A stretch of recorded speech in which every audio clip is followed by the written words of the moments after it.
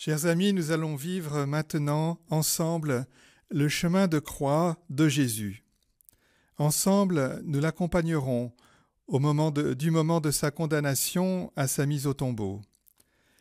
Nous accomplissons ce rite traditionnel de pénitence en pensant que c'est pour nous tous et pour chacun de nous que Jésus fait ce parcours et qu'il donne sa vie. Nous le vivons à l'heure même où il est mort sur la croix, à la 3e heure de l'après-midi. Prenons une position digne chez nous, regardons si possible un crucifix, une image de la passion du Christ pour soutenir notre prière. Mystère du calvaire, scandale de la croix, le maître de la terre, esclave sur ce bois, victime dérisoire, toi seul es le Sauveur, toi seul le Roi de gloire, au rang des malfaiteurs. Tu sais combien les hommes ignorent ce qu'ils font. Tu n'as jugé personne, tu donnes ton pardon. Partout des pauvres pleurent, partout on fait souffrir. Pitié pour ceux qui meurent et ceux qui font mourir. Première station, Jésus est condamné à mort.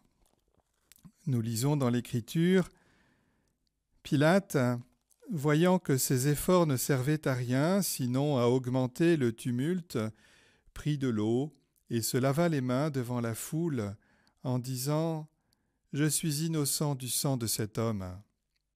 Alors il leur relâcha Barabbas. Quant à Jésus, il le fit flageller et il le livra pour qu'il soit crucifié. Souvenons-nous, il y a 6 jours à peine, la foule acclamait Jésus au cri de « Hosanna, ô fils de David ». C'était le jour des rameaux. Et voilà qu'elle vient d'obtenir sa condamnation à mort. À mort, à mort. Et ils ont préféré Barabbas. Sa libération, lui qui était un vrai criminel. Jésus, lui, le juste, est condamné comme un coupable. Le Créateur du monde est rejeté par ses créatures. La lâcheté de Pilate fera le reste. Pourtant, Jésus se tient là, debout. On l'a voulu ridicule en le couvrant d'un manteau rouge, en le coiffant d'une couronne d'épines et en lui remettant un sceptre de roseau. Mais sa dignité, son silence, l'emportent de loin. Victoire, tu régneras, ô croix, tu nous sauveras. Deuxième station, Jésus est chargé de sa croix. Nous lisons dans l'Écriture, « Quand ils se furent bien moqués de lui, ils lui enlevèrent le manteau, lui remirent ses vêtements et l'emmenèrent pour le crucifier. » La crucifixion, c'est la condamnation à mort réservée aux pires criminels. Saint Paul, qui était citoyen romain et qui fut condamné, lui sera décapité. Jésus, lui, rejoint ainsi la condition humaine des plus misérables et des plus pauvres, ceux qui ont fait le mal, comme le reconnaîtra plus tard le bon larron, qui considérera que sa condamnation est juste. Peut-être que Pour chacun de nous, notre cœur nous accuse, pour tel ou tel point de notre vie. Mais, comme nous le voyons, il n'y a pas d'endroit si éloigné de Dieu qu'il ne peut rejoindre. Ce qu'il fait pour nous, accepterons-nous de le faire aussi pour d'autres? Victoire, tu régneras, ô croix, tu nous sauveras. Troisième station, Jésus tombe pour la première fois. Les évangiles ne connaissent pas les 3 chutes de Jésus, mais la tradition nous rapporte ces moments de faiblesse. Nous touchons là la réalité de la nature humaine. En s'incarnant, en devenant homme parmi les hommes, en étant reconnu homme à son aspect, le Fils de Dieu n'a pas fait semblant.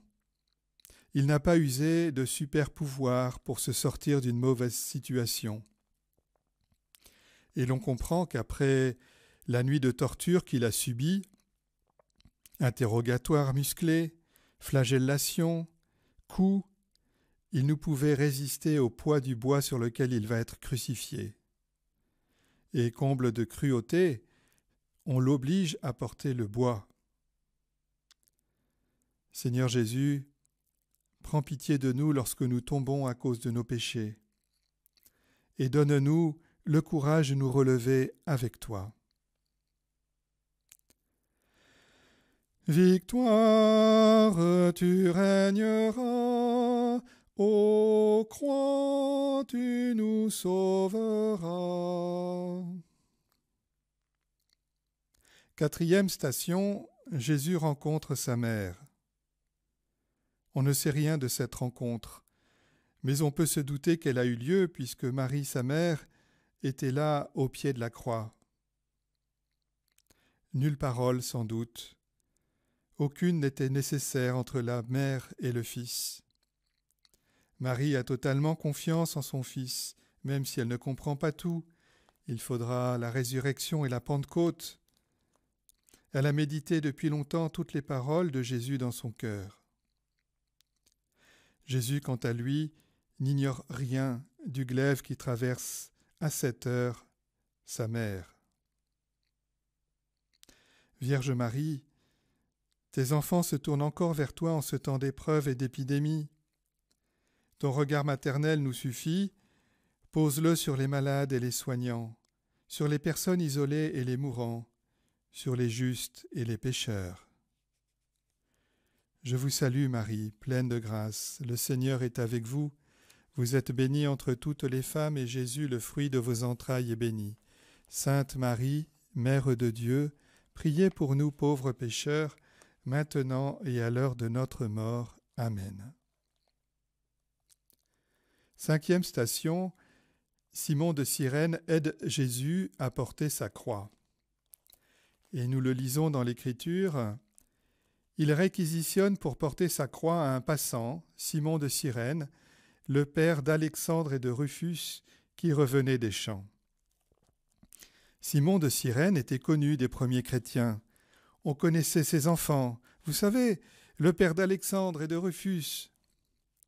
Par ailleurs, s'il est de Cyrène, c'est qu'il est originaire de l'actuelle Libye. C'est un étranger en quelque sorte. Il revient des champs, peut-être qu'il ne sait pas du tout qui est Jésus. Il est une victime collatérale.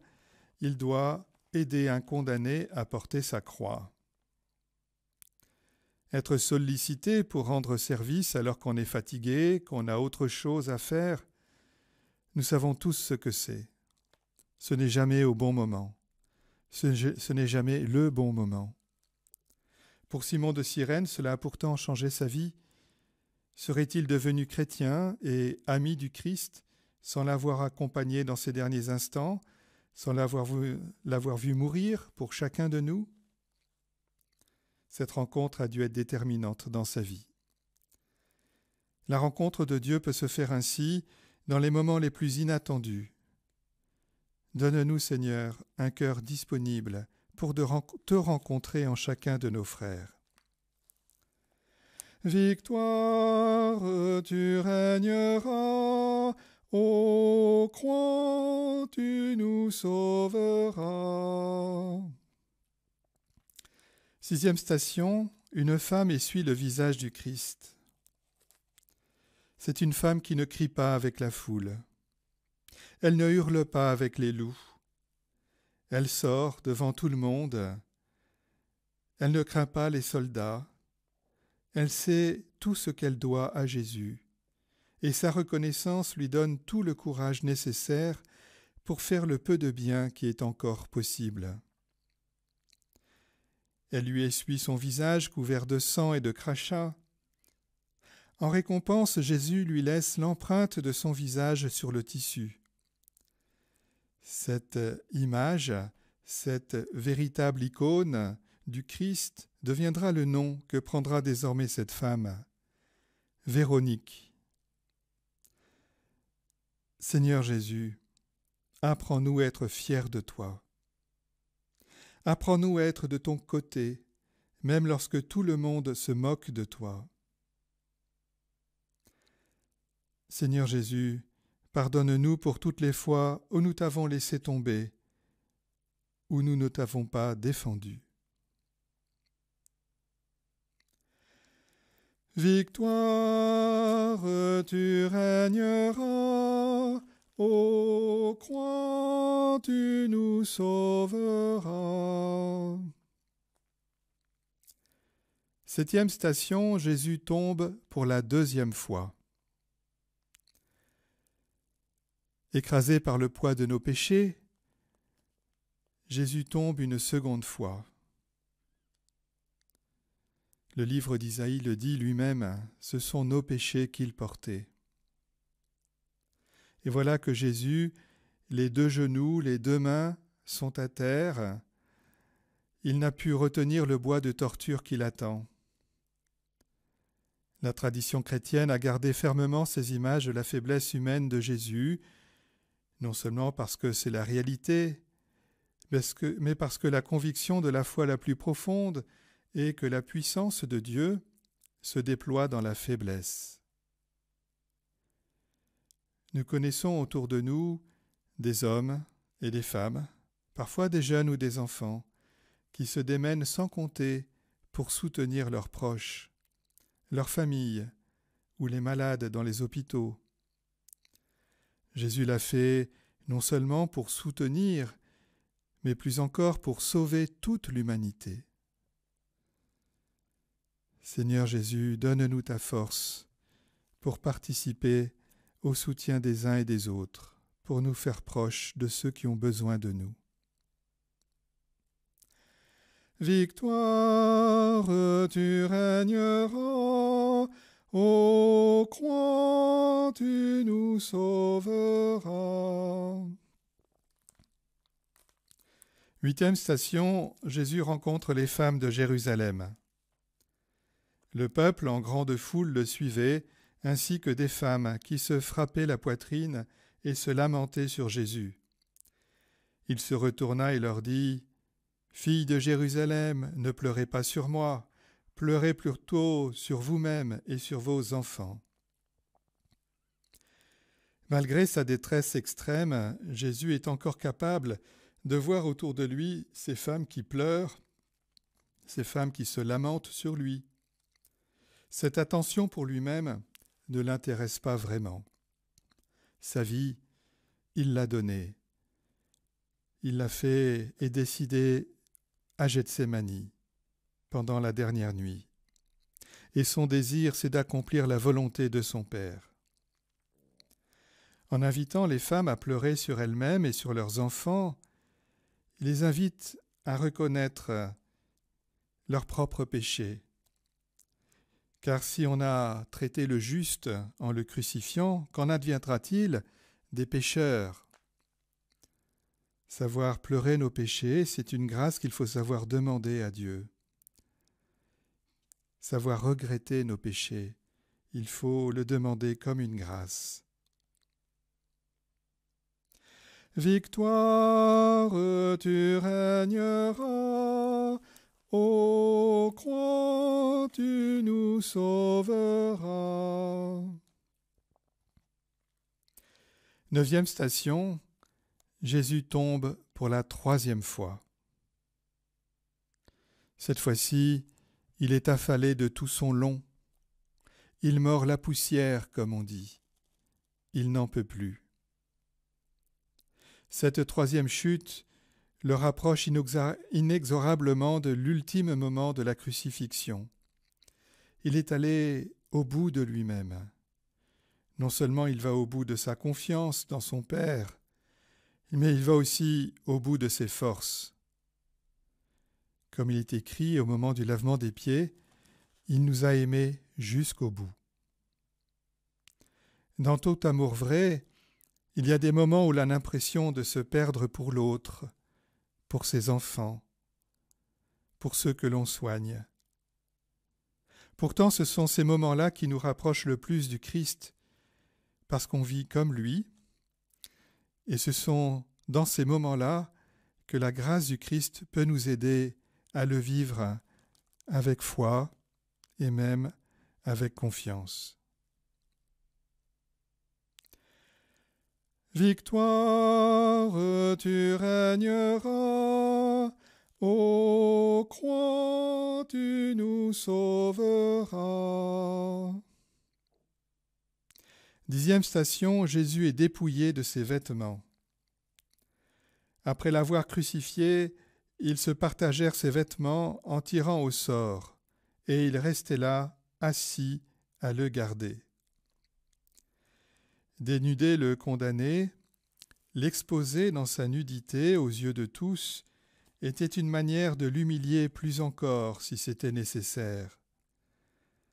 Le partage des vêtements était pour les soldats une manière de grappiller quelques sous sur le dos du condamné.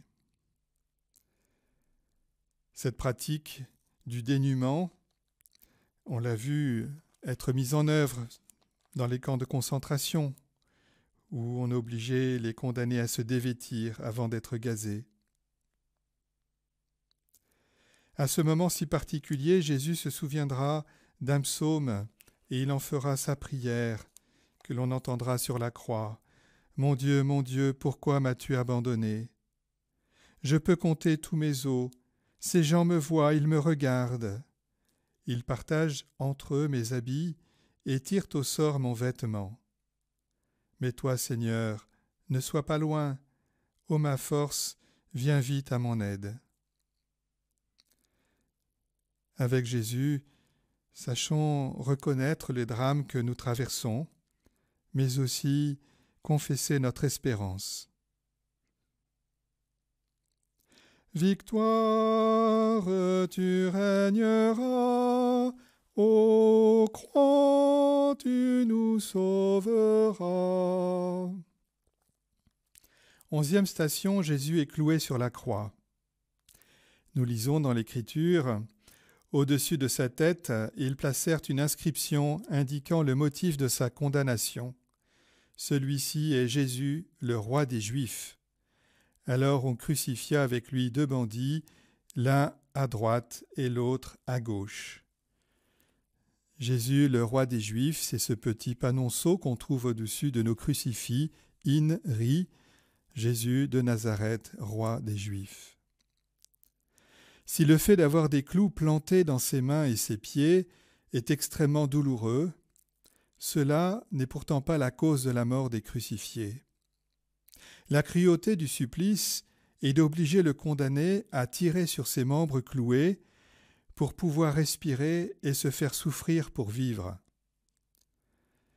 Vient inévitablement le moment où les forces manquent, les poumons se tétanisent et le condamné meurt d'asphyxie. Pour parler, il faut aussi de l'air. Et on imagine les efforts que cela a coûté pour Jésus afin de reprendre souffle pour dire les dernières paroles sur la croix. Elles ont ce prix et elles ont ce poids. Retenons-en 3 pour notre prière cet après-midi. Père, pardonne-leur car ils ne savent pas ce qu'ils font. Il dit à sa mère, « Femme, voici ton fils », et aux disciples, « Voici ta mère ». Il se tourne vers le bon larron et lui dit, « Aujourd'hui tu seras avec moi au paradis ». Victoire, tu régneras, ô croix, tu nous sauveras.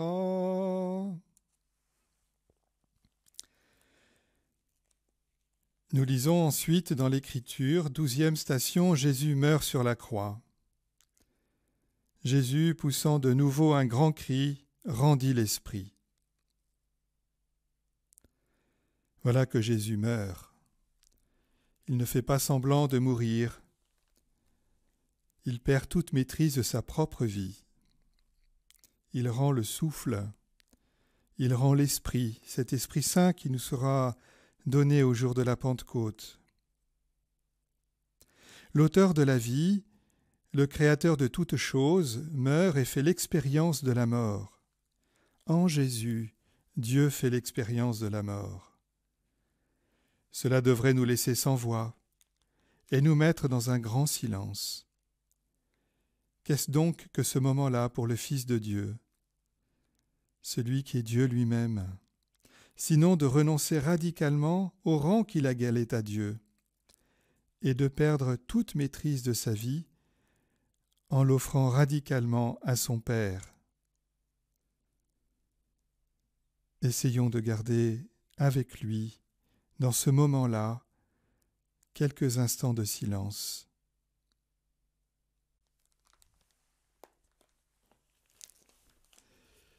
Treizième station, Jésus est remis entre les mains de sa mère.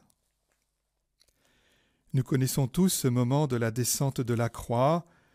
Les artistes, les peintres, les sculpteurs ont trouvé dans cette scène une source d'inspiration inépuisable.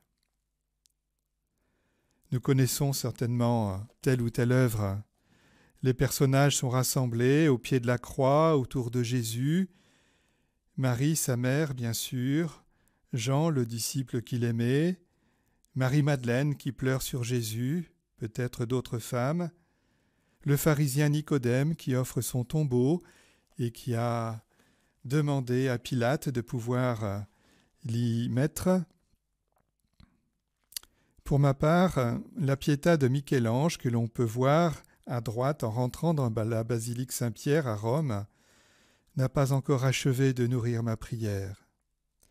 On peut contempler Marie, assise, qui reçoit le corps mort de son fils Jésus sur ses genoux.